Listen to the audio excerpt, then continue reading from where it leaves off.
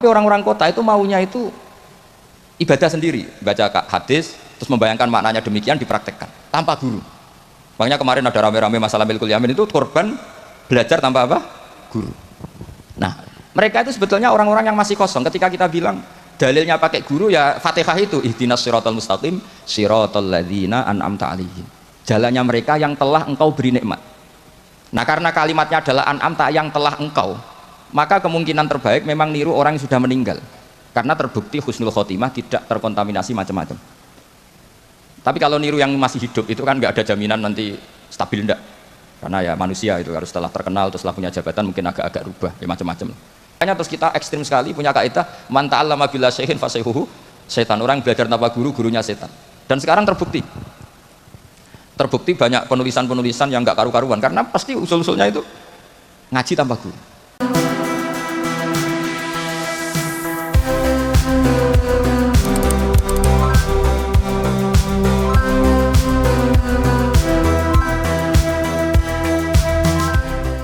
Warahmatullahi wabarakatuh. Bismillahirrahmanirrahim. Allahumma sholli wa sallim ala sayyidina Muhammadin wa ala alihi wa sahbihi asmain. Nama ba'du. Ingkang sangat kula hormati Mbah kawula Bunyai Hajah Jamil Abdul Hamid sedanten keluarga li akhwas li saki sedanten ingkang kula hormati. Wabil khusus Kiai Haji Abdul Rauf Maimun Zubair ingkang kula hormati sedanten ingkang kula hormati. Kawula makili keluarga ngaturaken matur nuwun sanget atas rawuh jenengan teng Walimatul Khitan. Pernah sakjane boten Pak Lek kula nimbali lek akhwas niku Mbah asline. Cuma wedi diagi tuwa terus kula ngundang lek. Mergi top koe beliau sama dengan Mbah kawula, Mbah Fatimah. Terus kula niku generasi ke-6 saking Mbah Umar. Kula ibu Mbah Fatimah, Mbah Kholik itu nama lainnya Mbah Idris, nembe Mbah Umar. Mbah Umar niku garwane Mbah Maimunah, Mbah Yunipun Mbah Bedowi. Terus kula mestine nimbali niku Mbah. Sing badhe kula aturaken teng mriki, mergi kula diminta mauidhah hasanah. Kula badhe nerangaken masalah wirasah nabawiyah. Didhawaken dening para ulama, setiap kata waris di Quran untuk ahlul khairi maka maknanya itu wirasah ilmiah.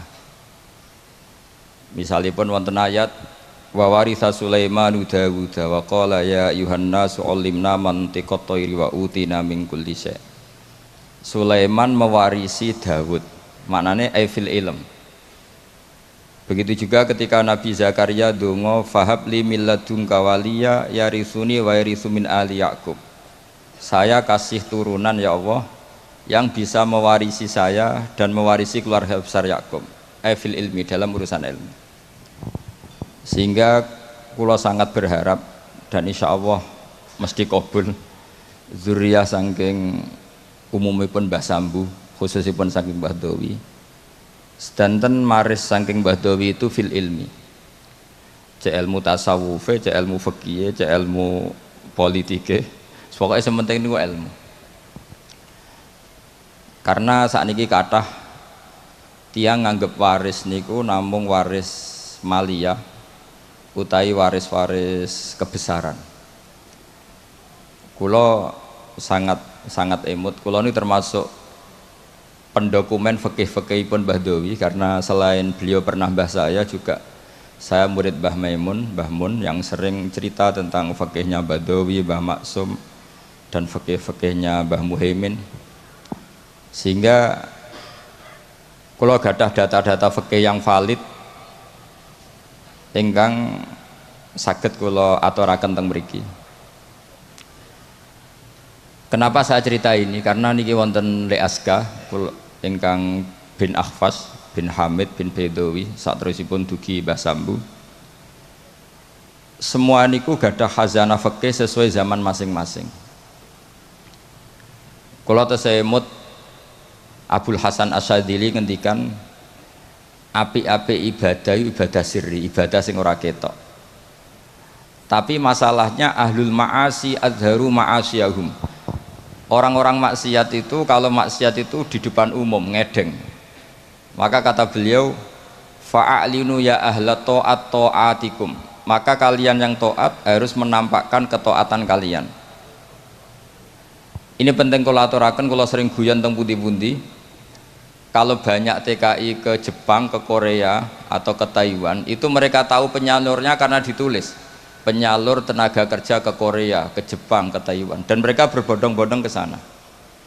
Harusnya santri-santri alumni Al-Wahdah juga ditulis saja. Penyalur kebaikan, konsultan pondok Al-Wahdah.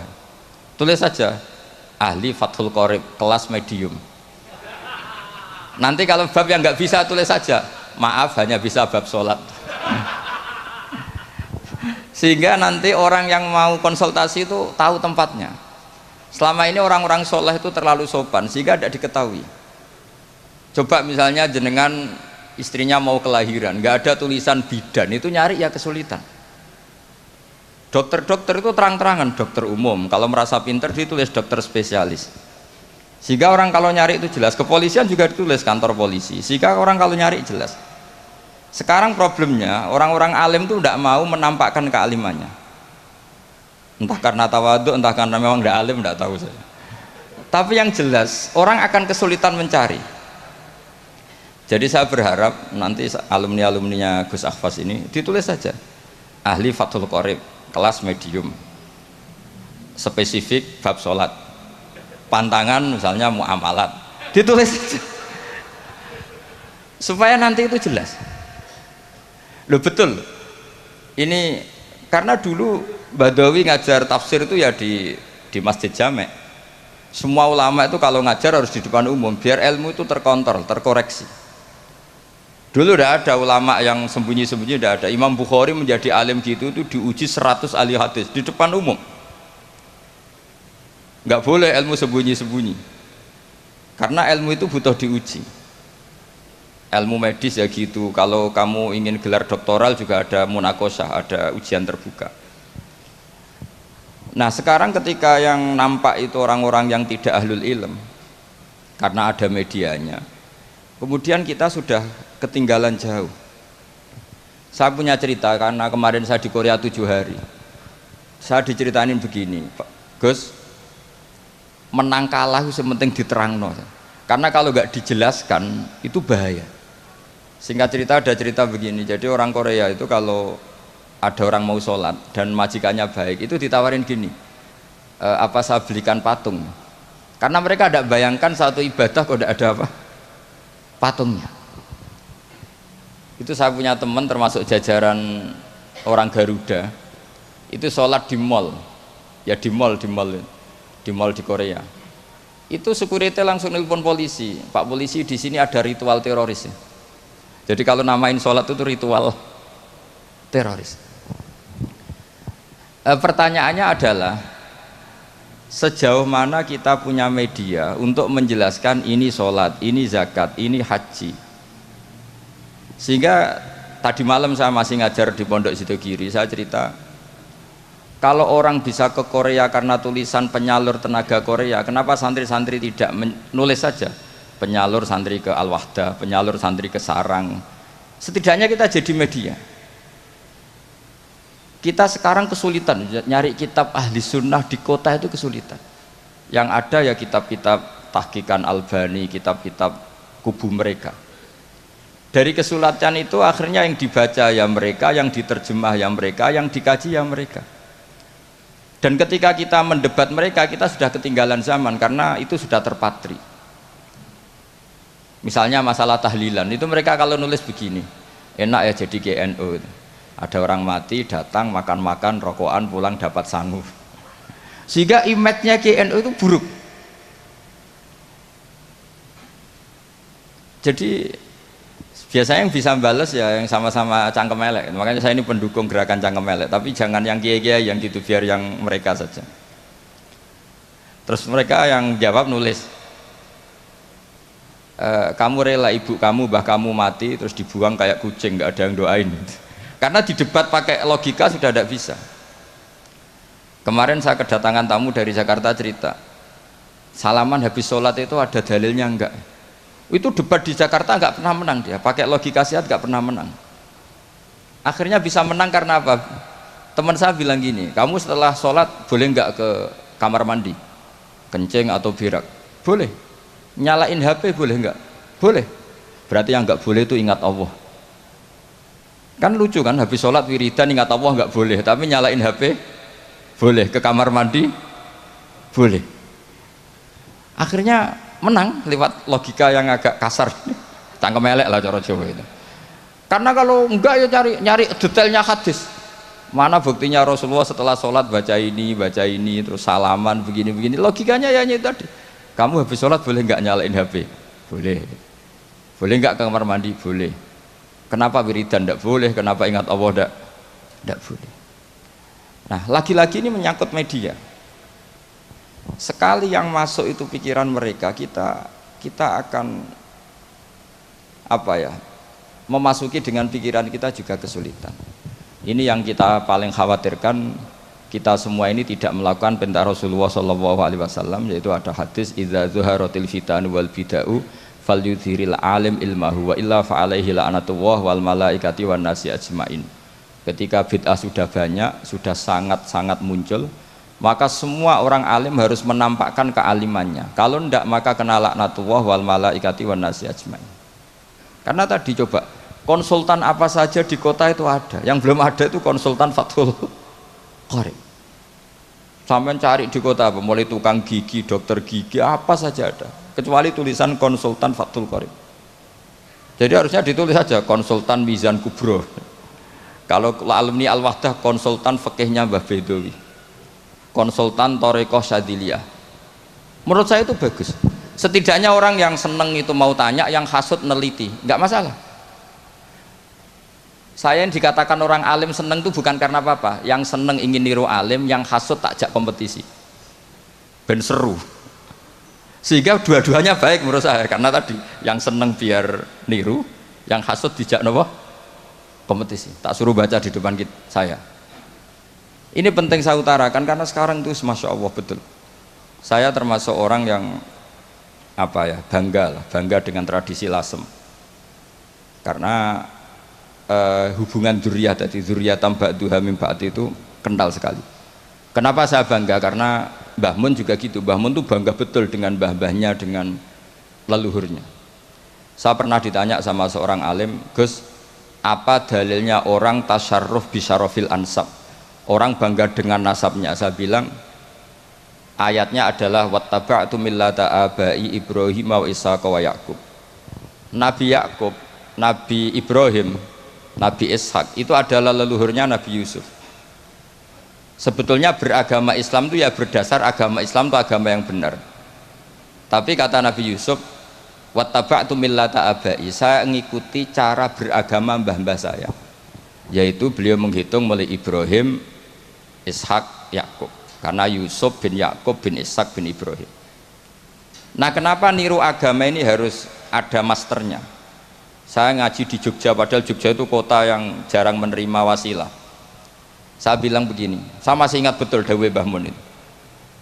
Pangeran itu ora mangan ra ngombe. Pangeran itu la yakul wala yasrob wala yanam dan seterusnya. Sehingga kebaikan itu tidak bisa niru Allah, karena Allah ini qadim, Allah itu enggak tertirukan, karena Allah itu mukhalafatul hawadis. Yang bisa ditiru, itu ya makhluk. Sehingga Allah dawuh ihdinas siratal mustaqim, bukan siratoka tapi siratal ladzina an'amta alaihim, jalannya mereka yang telah engkau beri nikmat. Jadi kita niru Mbah Hamid, niru Mbah Bedowi, niru Mbah Abdul Aziz, sampai Mbah Sambu, sampai Syarif Hidayatullah, sampai Sunan Bonang dan seterusnya. Nah, tapi orang-orang kota itu maunya itu ibadah sendiri, baca hadis terus membayangkan maknanya demikian, dipraktekkan tanpa guru. Makanya kemarin ada rame-rame masalah milkul yamin, itu korban belajar tanpa apa? Guru. Nah, mereka itu sebetulnya orang-orang yang masih kosong. Ketika kita bilang dalilnya pakai guru, ya Fatihah itu ihdinas siratal mustaqim siratal ladzina an'amta alaihim, jalannya mereka yang telah engkau beri nikmat. Nah, karena kalimatnya adalah an'amta, yang telah engkau, maka kemungkinan terbaik memang niru orang yang sudah meninggal, karena terbukti husnul khotimah, tidak terkontaminasi macam-macam. Tapi kalau niru yang masih hidup itu kan nggak ada jaminan nanti stabil, enggak, karena ya manusia itu harus setelah terkenal terus setelah punya jabatan mungkin agak-agak rubah ya macam-macam. Jadi ini penting saya utarakan, sehingga sebetulnya Islam kota, saya ini merasakan dakwah di Islam kota itu ketika kita punya dalil, ya tadi dalilnya wasilah apa, dalilnya ngikuti guru apa. Sementara ini kan santri-santri hanya punya dalil ngikuti guru, dalilnya taklim muta'alim. Mereka dari awal anti taklim muta'alim, mereka tidak respect karena mereka orang-orang yang ya agak-agak liberal. Tapi ketika saya jelaskan dalilnya ikut guru sampai sanad ila Rasulillah adalah apa? Ihdinas siratal mustaqim siratal ladzina an'amta alaihim, ngikuti jalan mereka yang telah engkau beri nikmat. Mereka menerima. Karena tidak mungkin kita niru cara makannya Allah. Allah tidak makan. Kita niru guru-guru kita bahwa makan niatnya at-taqawi alal ibadah, niat supaya kuat ibadah. Kita nikah, niru para nikahnya orang soleh supaya ditaksiri ummati Muhammadin sallallahu alaihi wasallam, untuk memperbanyak umatnya Rasulullah sehingga banyak orang alim. Coba zuriyahnya Badawi saja berapa yang alim? Ada Gus Naji, ada macam-macam. Zuriyahnya Mbah Umar, ada Pak Hamid Pasuruan, macam-macam.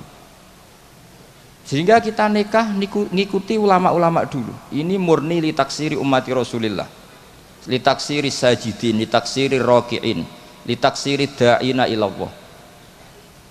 Sehingga kita ngikuti. Makanya terus kita ekstrim sekali punya kaidah man ta'allama bila syaihin fasayhuhu setan. Orang belajar tanpa guru, gurunya setan. Dan sekarang terbukti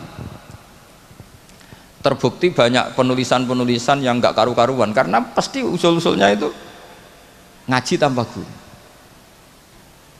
Makanya dulu Mbah Hamid Bedowi itu masyhur, semoga ini nggak ditiru Gus Akhfas, ini kebaikan tapi nggak perlu ditiru, karena zaman era itu memang masih lazim kalau ada orang kuliah kok tentang keislaman itu kata Pak Hamid, ji anak sekolah ning ndi teng ITB bah, ya sadok ning ITB paling otak-atik sekrup, tapi nak ning kono otak-atik agama.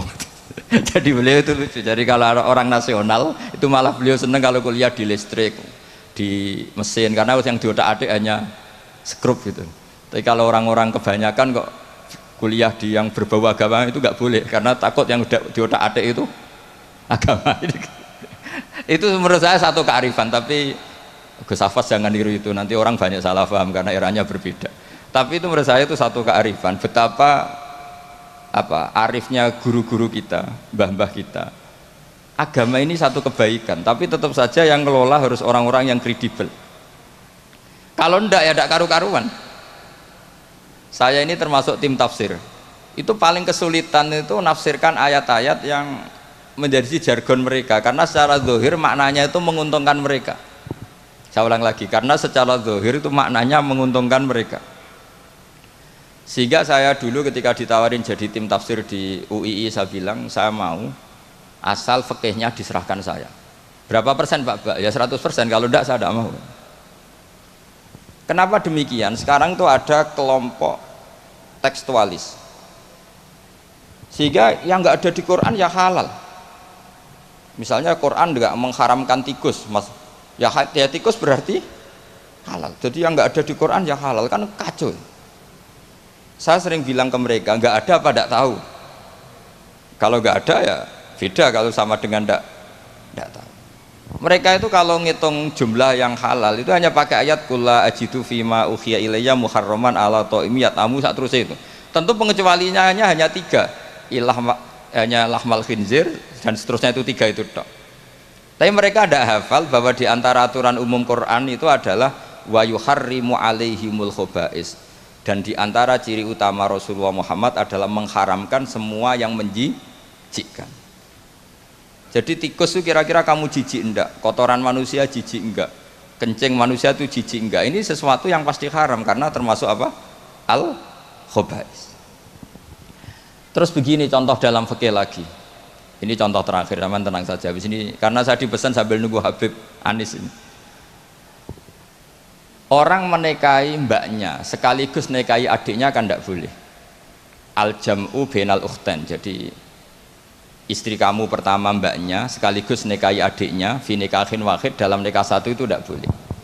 Dan itu Quran hanya membicarakan itu, wa antasma'u bainal ukhtaini, di antara yang dilarang adalah menikahi mbak sama adiknya bersamaan. Andaikan itu diterjemah bebas, maka terus nanti ada ayat di berikutnya, wa ukhilla lakum ma wara'a dzalikum, selain itu halal semua.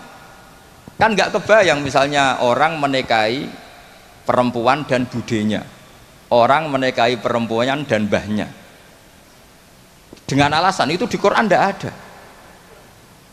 Maka saya berkali-kali bilang saya mau ikut tim tafsir asal fikihnya saya. Akhirnya ya saya terjemah wa antasma'u bainal ukhtain, dan tidak boleh mengumpulkan mbak dan adiknya. Saya tambahi sendiri dalam kurung juga perempuan dan budenya, juga perempuan dan bulenya, juga perempuan dan mbahnya, atau semua perempuan yang punya hubungan mahram. Harus ditambahi seperti itu. Karena dalam ilmu balaghah wa antasma'u bainal ukhtain adalah zikrul ba'di wa iradatil kul, menyebut sebagian. Jadi contoh haram adalah mengawini mbak dan adiknya. Itu hanya contoh saja, sebetulnya termasuk mengawini perempuan dan budenya, mengawini perempuan dan buliknya, perempuan dan mbahnya. Nah, cuma pikirannya Quran kan begini, yang potensi orang syahwat itu kan mbak sama adiknya, sama-sama cantik masih muda. Kan nggak kebayang misalnya Sri itu umur 17 tahun, kamu kawini bersama mbahnya yang umur 70 tahun. Maka Quran tidak perlu melarang. Ini kalau asal orang waras kan nggak kebayang nikahin cucu dan mbahnya, sehingga Quran tidak perlu melarang itu, karena pasti orang waras itu tidak akan melakukan. Jadi yang diperingatkan tuh jangan nikahi mbak dan adiknya, karena potensi sama-sama masih cantik. Tapi kalimat ini pun, ini penghormatan saya kepada Mbah Bedawi, pada keluarga ahlul ilmi, kalimat ini pun maknanya hanya seperti itu. Maka Rasulullah ketika ayat itu turun langsung ngendikan, ditambahi wala bainal mar'ati wa ammatiha wala bainal mar'ati wa kholatiha. Begitu juga nggak boleh nikahi perempuan dan buliknya, perempuan dan budinya. Terus oleh ulama fikih ditambahi lebih umum, dua perempuan yang andekan yang satu lelaki itu tidak boleh nikah, maka dua perempuan ini tidak boleh dikumpulkan tahta rajulin wahid, di bawah satu lelaki. Berarti memasukkan perempuan dan mbahnya, perempuan dan saudara rodoknya, perempuan dan saudara musoharohnya.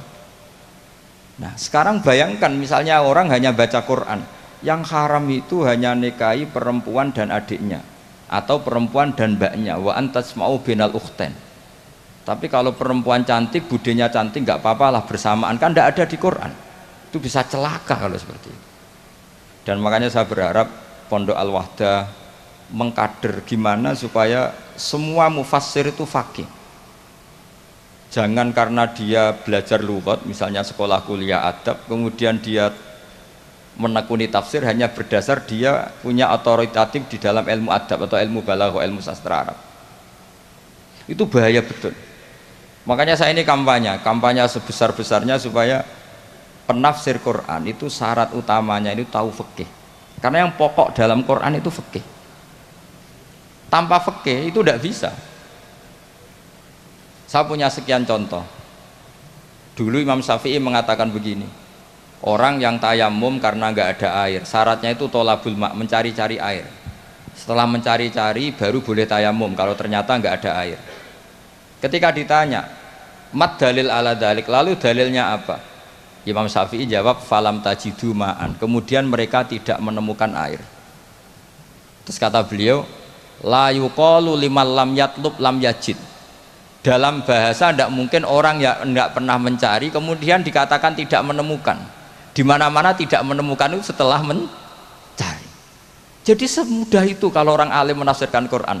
La yuqalu liman lam yatlub lam yajid. Enggak mungkin orang yang enggak pernah nyari kemudian dikatakan tidak menemukan. Maka syarat tayamum li faqdil ma, tayamum karena enggak ada air, syaratnya pertama adalah mencari-cari air. Baru setelah nggak ketemu boleh tayamum. Idla yuqalu liman lam yatlub lam yajid. Karena tidak mungkin secara bahasa kalau bagi yang nggak mencari dikatakan lam yajid.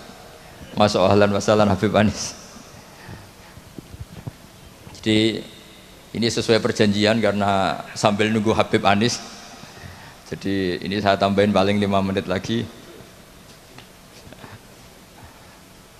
Monggo ahlan wa sallam. Jadi saya mohon sekali sama muhibbin-muhibbinya Mbah Dowi, Mbah Hamid, Gus Akhwas, Gus Zaki, tolonglah maklumatkan bahwa kalian semua adalah hamalatul wahyi, warasatun nubuwah. Sehingga ini penting sekali karena tanpa itu tidak diketahui. Diketahui itu penting sekali. Enggak apa-apa, sampean tulis saja alumni-alumni Al-Wahdah, konsultan Fathul Qorib. Tulis saja. Misalnya kalau di Plang Malu, ya tulis di WA atau di status ahli Fathul Qorib. Nanti yang seneng ya ngaji, yang hasud bully, enggak apa-apa. Yang penting menjadi maklum bahwa kitab ini masih hidup, pecintanya masih banyak. Saya punya pondok di Sragen itu pernah ditanya, Gus kenapa namanya pondok Fathul Qorib? Sekarang bilang ahli sunnah wal jamaah itu kadang beda dengan kita cara ahli sunnah wal jamaah. Mau bilang Islam Nusantara nanti kalau ditanya sataf tariku ummati begini-begini tidak ada yang termasuk Islam Nusantara, malah bingung lagi saya. Tapi kalau Fathul Qorib itu mesti orangnya ahli sunnah wal jamaah karena khas. Saya di Sragen punya pondok dua, yang satu tak namai Fathul Qorib, yang satu tak namai Aqidatul Awam, karena itu khasnya pesantren. Karena kalau dinamain pondok Imam Bukhari, sekarang banyak orang nggak berani baca Imam Bukhari karena orang Wahabi kalau dalil ya pakai hadis sahih Bukhari lah. Pengapesannya orang NU itu hadis sahih. Jadi ya kasihan Imam Bukhari, sebenarnya Imam Bukhari itu tidak milik mereka. Tapi gara-gara kita tidak baca Bukhari, mereka yang baca, seakan-akan mereka yang tahu hadis sahih, kita yang tidak tahu.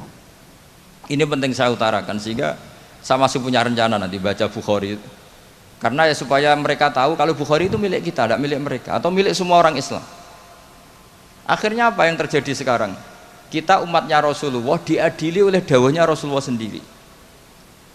Saya sering ketemu mereka yang takfiri bilang ini kafir Pak, hadisnya ini. Saya bilang gini, laukana Rasulullahi hayyan lama rodiya ayyufarraqo huwa wa ummati. Andaikan Nabi itu hidup, pasti tidak ridho beliau kamu pisahkan dengan umatnya. Kamu mengkafir-kafirkan orang lain berdasar hadisnya Kanjeng Nabi. Itu artinya kan apa? Nabi kamu pisahkan dengan umatnya berdalil dawuhnya Nabi sendiri. Kebayang nggak kamu memisahkan Mbah Dowi dari santrinya berdasar dawuh Mbah Dowi sendiri? Semua nabi, semua kiai, semua wali itu asadun nasi syafaqatan li ummatihim. Orang yang sangat sayang kepada umatnya. Tapi sekarang ada tren orang dianggap kafir, artinya dianggap kafir itu dipisahkan dari Nabi justru oleh dawuh Nabi sendiri. Kebayang nggak Nabi kerso dipisahkan dari umatnya, padahal Nabi fi akhiri hayati ngendikan ummati. Bahkan yang maksiat saja kata Nabi masih ngendikan syafaati li ahlil kabair min ummati. Nanti jatah syafaat saya tak kasihkan umat-umatku yang amalnya tidak karu-karuan, kira-kira gitu terjemahnya. Jadi betapa cintanya Nabi kepada umatnya sampai yang ahlul ma'asi saja kata Nabi nanti mau saya syafaati karena Nabi gak mau terpisah dari umatnya. Sekarang banyak hadis sahih yang justru dipakai sebagai alat pemisah bainahu wa baina ummati, antara Nabi dan umat. Maka santri Al-Wahdah ini harus kuat, semua kita harus kuat. Semua kita harus kuat. Caranya gimana? Ya ngaji tadi, ngaji pakai guru. Sekarang alhamdulillah kan banyak gus-gus besar yang misalnya jenengan gak menangi Said Muhammad, ada Gus Naji, ada Gus Ro'ub, ada Gus Kamil, ada Ali Akhwas, gak menangi Habib Zain. Gus Zaki dulu lama ngaji Habib Zain, gak menangi Said Romdon Al-Buti, banyak santrinya di Indonesia itu luar biasa. Gak ada ulama top internasional yang sanatnya gak ada di Indonesia. Misalnya gak sempat ngaji Habib Umar, banyak orang yang ngaji Habib Umar. Keluarga besar Solo, keluarga besar pondok-pondok banyak ngaji Habib Umar. Jadi Indonesia itu gampang sekali ngakses sanad-sanad kelas dunia. Apalagi Musnidul Alam itu juga orang Indonesia, Syekh Muhammad bin Isa Al-Fadani. Jadi kalau orang Indonesia tidak pinter tuh kebangetan lah kira-kira seperti itu. Karena gampang sekali ngakses sanad-sanad itu. Tapi sanad ini pula yang mulai hilang dari pondok-pondok pesantren, jarang yang mau menekuni. Makanya saya ingin sekali bahwa sanad-sanad ini terus kita jaga. Karena setelah sanad ini terjaga, itu gampang sekali melogika kebenaran. Kayak saya berkali-kali bilang, masa orang kafir 70 tahun menjadi iman gara-gara la ilaha illallah, tapi kemudian kalimat yang sama menjadi kalimat kekafiran kalau kamu bacanya di kuburan. Jadi kalau orang NU tahlil itu kafir jaluk kuburan. Itu kata Said Muhammad dulu kalau guyon masyhur itu. Mbok takoki sik, ndekne njaluk kuburan apa malah ndongakno kuburan. Padahal doanya kan malah Allahumma ighfir lahu wa'afi wa'fu anhu. Justru kuburan ini yang didoain, tapi mereka lihat dari jauh karena begini dikira kita minta kuburan, padahal hakikatnya kita mendoakan yang ada di kuburan.